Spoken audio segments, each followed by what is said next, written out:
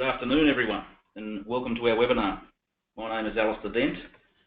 Joining us on the webinar today is Jonathan Tiefel. Really appreciate everyone giving up their time to attend our session this afternoon. We've got a fairly full session. We should wrap up close on 1 o'clock Sydney time. The topic of business valuation certainly seems to have piqued some interest, which is really great to see. I think we've got a couple of handfuls of overseas attendees on the call today, including the Americas and the UK and neighbours in New Zealand. So welcome all.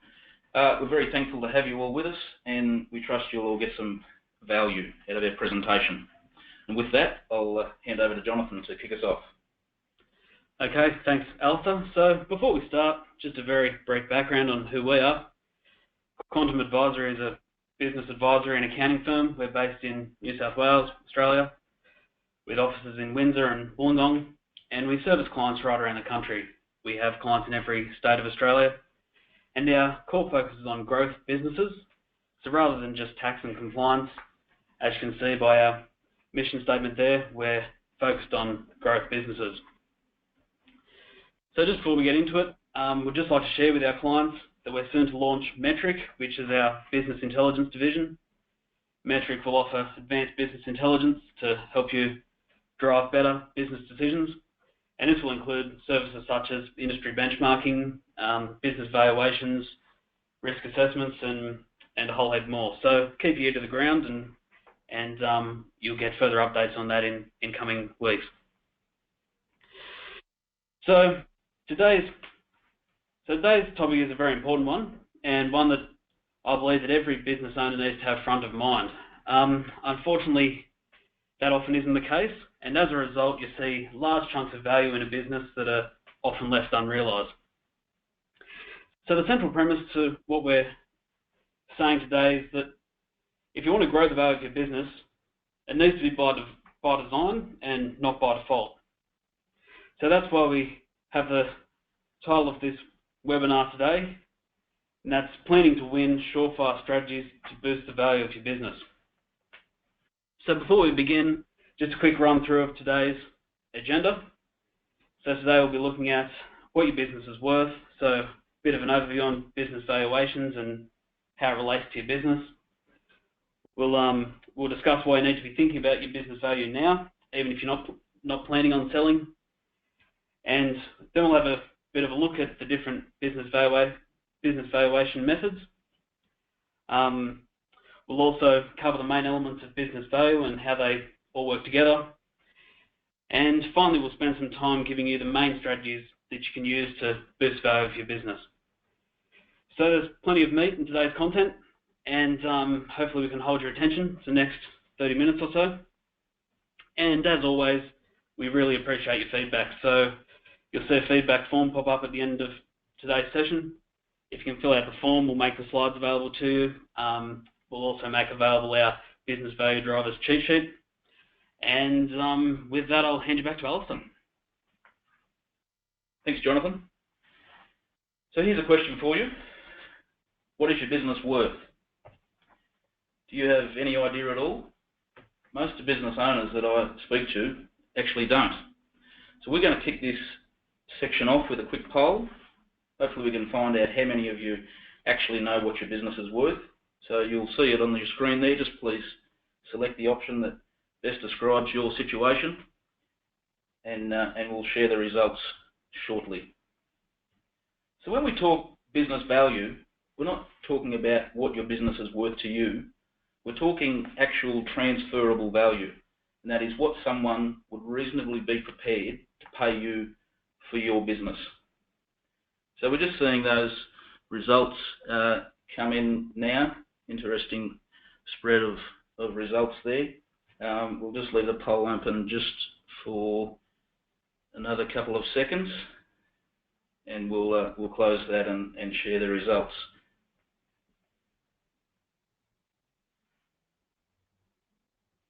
Okay, so we can see the results there on the screen.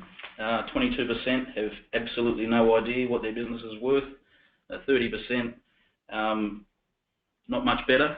41% have a reasonable idea, and next to nothing in the next two categories. So very interesting results, and really tell the picture, I guess, of what we see day to day, and that is the business owners don't have a clear picture of what their business is worth. So why is it important to know what your business is worth? Well, I'm guessing you know what your house is worth and how much you have in the bank. Other investments that you have, you pretty much know what they're worth. But what is your most valuable asset? Well, more than likely it's your business. So surely it then makes sense to know the value of it. Because if you don't know what your business is worth, you really have no idea what your net worth is either. So what we'd like to make clear now is that maximising the value of your business doesn't just happen automatically. It actually takes planning. As we said earlier, it should be by design rather than by default. You may have seen a book called Built to Sell by John Warrillow. If you haven't read it, I recommend that you do. Very interesting read. And what we'd like to convey is that building your business to sell not only increases its future sale value, but it'll also increase the profitability and the viability as well. You must be building your business as though you intend to sell it, even if you have no plans to do so. That's why you need a long-term view rather than a short-term focus. Okay, so I guess it really points up the whole point of important versus urgent. So the urgency of short-term profitability always seems to take priority over the importance of the long-term business value. So you can be working too hard to achieve better profits, and sometimes it's hard to see that that could actually be at the expense of long-term value. In our experience, it's less than 10% of business sales that happen in a controlled circumstance. By that I mean that really it's only 1 in 10 business owners that actually implement a program of value improvement prior to selling their business. And trying to increase the value of your business when you want to go to sell it is really too late. So the point is here that you need to be starting now. You need to be starting today.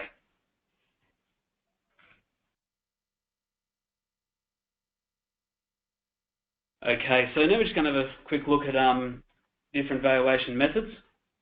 So there's 4 typical valuation methods used here in Australia, in fact around the world, and we're going to have a brief look at each of them. We're not going to spend too much time on the first 3. That's because the 4th method is by far the most common valuation method used for small and medium enterprise. And to do that, I'll hand you back to Alistair to run through those. Thanks, Jonathan. So the first method is discounted cash flow, and then we can see the other 3 methods after that. We'll run through them each very briefly. So the DCF method uses future free cash flow projections and then discounts them to arrive at a present value estimate. This method is really not that common, and it's only suitable when future cash flows can be accurately predicted, generally not used for small and medium businesses. Second method is the market-based method, otherwise known as the comparable transactions method, and this values a business based on pricing multiples that have been taken from recent similar business sales. So essentially comparing the value of other businesses that have recently sold to arrive at a value. Main reason that this method isn't common for small and medium enterprise is that really sales data from similar private business sales is actually hard to come by. Third method is the asset-based method, and an asset-based valuation focuses only on the net assets of the business. So this method is used when other valuation methods really give a value that is less than the net tangible assets of a business, and so there's generally no goodwill component in an asset-based valuation, typically used for poor performing businesses. Finally, the future maintainable earnings method, the FME method, most common method for valuing profitable businesses here in Australia, also known as the return on investment or the ROI method, or sometimes capitalised future earnings method. We'll discuss this method in more detail a little bit later, but here is a very basic example of how it works. So you can see we start with a net profit from the most recent financial year, 650,000. Then we take the EBITDA add-backs, what we call the EBITDA add-backs. That is amortisation, depreciation, and interest. And then we take that profit and normalise it. So normalisation adjustments typically include things like owners' wages, any abnormal expenses. That will then give us what we call the future maintainable earnings number. There on the screen we can see that it's $900,000. The earnings multiple, which is probably the most critical factor of a business valuation, is sitting there at 4. So 900,000 by the multiple of 4 gives what we call an enterprise value of $3.6 million. So from there, we need to look at the elements that are in a business valuation and also what we can do to leverage them individually. So the first and fundamental principle to get your head around when it comes to business valuations is risk versus reward. And that's a real balancing act to actually drive your business valuation. Everything that impacts the value of a business hinges off this core principle. So the reward is the financial return that a business will generate, so profits and cash flow, and the risk is the level of risk associated with the generation of that reward. So in short, higher reward and lower risk equals more value, and then conversely, lower reward, higher risk equals less value. So EBITDA is the most common, I guess, earnings measure for calculating business value. It means earnings before interest, tax, depreciation and amortisation. And typically there are normalisations that need to be taken into account to arrive at a genuine EBITDA number. These include such things as normalised wages to a commercial level, so typically owners' wages, commercialising that wage level, includes discretionary expenses such as donations, any once-off or non-recurring expenses or income, and any non-operational expenses or income, so anything that's not directly connected to the operations of the business. So once EBITDA is normalised, we arrive at that figure, which is called the future maintainable earnings. The second part of the business valuation is then the earnings multiple, or as we said earlier, sometimes it's called the capitalisation rate. And typically this can vary anywhere from perhaps 2 to say 12, but it would normally sit somewhere in the range of around 3 to maybe 7. And ultimately, risk is the factor that determines the earnings multiple. So if you can lower the risk, the multiple will rise. Conversely, higher risk means the multiple goes down.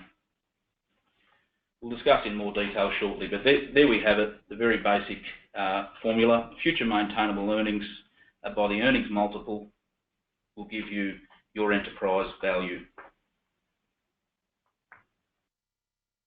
So your enterprise value perhaps shouldn't be confused with business value, although sometimes they are the same thing, but we won't go into the technicalities of the terminology. But enterprise value includes more than just the goodwill. It would typically include working capital, so the debtors and creditors and stock of the business. It would include the fixed assets, so typically vehicles and plant and equipment. It would also include the intangible assets, so the goodwill and the intellectual property of the business. And the balancing number will always be the intangible assets, so the goodwill. So the fixed assets and the working capital, the values of those are quite easily arrived at, and the balancing number, therefore, will always be the goodwill, and that is the number that will go up and down. So just to demonstrate that, we're just going to run quickly through 2 enterprise value scenarios, both with the same enterprise value of 3.6 million. So in the first scenario, we've got fixed assets of 1.2 million, we've got debtors of 800, a stock of 1 million, and creditors of 500,000. So when we take those numbers into account, the balancing goodwill number is 1.1 million. All right, now, the exact same business with the exact same enterprise value in a different scenario can give a different goodwill result. So if our fixed assets are perhaps more efficient and we only need 1 million instead of 1.2, we collect our debtors a little bit faster, so they're at 700 instead of 800, and our stock turn is more effective, and we only need 800,000 versus 1 million. We've simply increased our goodwill number by $500,000 from 1.1 to 1.6 million. So you can see that it's very critical to have a good understanding of what actually makes up that enterprise value. Right, and with that, I'm going to hand back to Jonathan, and he can run through the value drivers that have an impact on your business value. Okay, so what we're going to run through now is our 10 drivers of business value. To really maximise business value, you can't just focus on one or two of these. Think about it like a decathlon, as you're maybe familiar with. It's an athletics event that involves 10 different disciplines. If you're really good at, say, just running or high jump, that's no good, and no good at the rest, then that's really no good in terms of winning the overall prize. So here we go. We're going to jump into the first one, which is financial. And this is first because it really is the most important. Profitability is absolutely critical to the value of the business, as is the history of profitability. So if you have a solid history of profitability in your business, that implies stability, therefore less risk for a potential buyer. Financial trends are also absolutely vital. So a business with positive financial trends will command a much higher multiple than one with trends that tend to be declining. Financial record keeping is absolutely critical. It's very, very important to have good financial records. Poor financial records will be an obvious risk to any potential buyer. So really you really need to be thinking about strategies around your financial processes and how you can perhaps minimize any unnecessary expenses, how you can improve the quality of your record keeping, and identify any of those negative trends in your business and start implementing strategies on how you can potentially turn those around. So the second key driver is growth, and as we've said, as Alice has gone over, although a business is generally valued on historical profits, it's the future revenue and potential profits that a potential buyer is buying.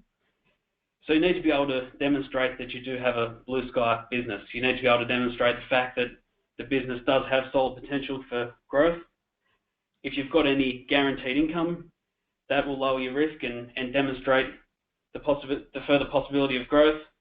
So think of any contracts that you may have or forward orders, any recurring revenue streams that you may have, and start looking at strategies that you can start to implement that will help you articulate the fact that you do have a strategy there for growth. So do you have a plan to develop future markets, perhaps some additional products?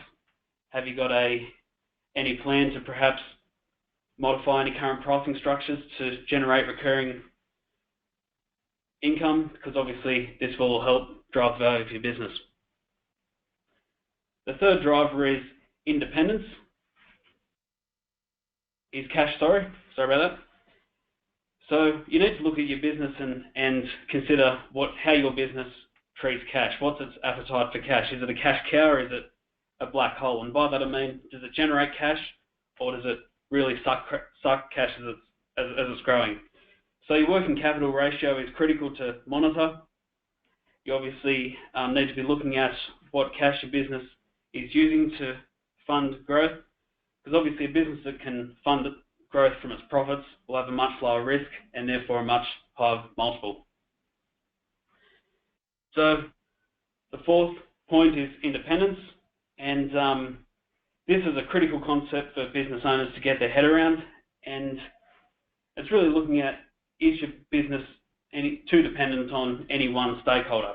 because if it is, this can be a real risk. So you need to look at owners. Are they too vital to the success of a business? Is the business too owner-driven? You need to look at employees. Are there any key employees that the business couldn't do without? What about customers? Are there any customers making up, say, 5% or more of your revenue? What about suppliers? Are there any key suppliers that you have that you don't really have a plan B for? And what about products? Are you relying on one particular product line or one particular product in your business? You need to really identify any of these discrepancies and work to remove them. And point number 5 is systems. So really how well oiled is your machine? Businesses that can run with systems rather than with reliance on individuals are more profitable and therefore more valuable. So a business with good systems in place will attract a higher multiple and also will attract a potential purchaser. So you need to be looking at things such as your financial systems, how good are they, also all your operational systems and processes, right down to your administration processes, how good are they, also your management systems as well. So as a strategy, you need to be looking at having a well-documented system and a process for absolutely everything in your business. And I'll hand you over to Alistair to run through the next part. Thanks, Jonathan. So the 6th value driver is capital, and this is an important point to understand. What are the capital requirements of your business? So when we talk capital, we're talking both working capital and also fixed assets. And higher capital requirements, businesses that are more capital intensive, it will mean not only a lower goodwill number, it will also have a negative impact on your multiple. So if your business has got a higher requirement for investment in equipment, perhaps premises, and certainly an investment in working capital, if your working capital is not efficient, this will definitely impact your multiple. So you need to review your capital investment to ensure that you're not over-investing in your business. So a good measure to look at is the return on capital that is employed within your business. Driver number 7 is brand, which is perhaps a fairly intangible thing, but it is absolutely critical. So brand recognition in particular and brand loyalty, so customer loyalty to your brand, is absolutely critical to drive up the multiple in your business valuation. So looking at any intellectual property that might hang off the back of that, so we're talking trademarks, patents, any IP in that regard will help strengthen your brand and therefore lower the risk and drive up your multiple. Driver number 8 is people, which is perhaps a little obvious. However, as Jonathan said earlier, we've got to make sure that we don't have dependence on or too high a dependence on any one particular individual. But on the flip side, we do have to have a high-performing team and not just a team of high performers.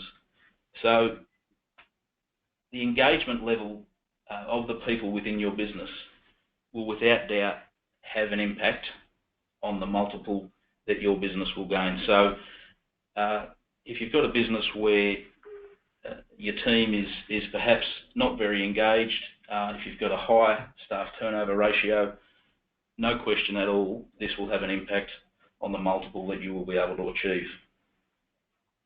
Number 9 is market. So what is the market position of your business? So not only the position that your business has within that market, but also what is the state, what is the situation of the overall market? Is it climbing or is it declining? What's the level of competition? And also, what are the barriers to entry? So if the market that you occupy has a high barrier to entry, that is new entrants, new competitors find it difficult to enter, that will have an impact on your multiple. So what can you do to ensure the protection of your position in the market and also the future viability of your business model? So we need to be looking ahead. And then finally, differentiation, absolutely key. So do you have a USP, and is it really a genuine USP, so a unique selling proposition? Are your products differentiated, or are they just the same as your competition? Are you competing on price? Do you have any proprietary products or processes or systems that help differentiate you from the competition?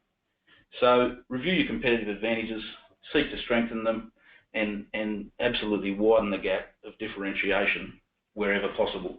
That will help drive the multiple up. So there we have it. As Jonathan said, don't just focus on one area. Recognise you can't do everything at once. Building business value, it actually takes time. It takes a strategy. So have a plan and implement that plan step by step, and without question, you will reap the rewards in the future. So let's look at what we've learned today, going over what your business is worth.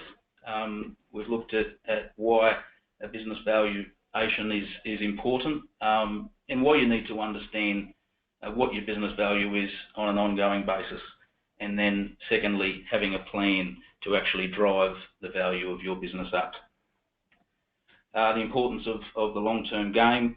We had a look at the overview of valuation methods. So we looked at the 4 methods there. That was the discounted cash flow method.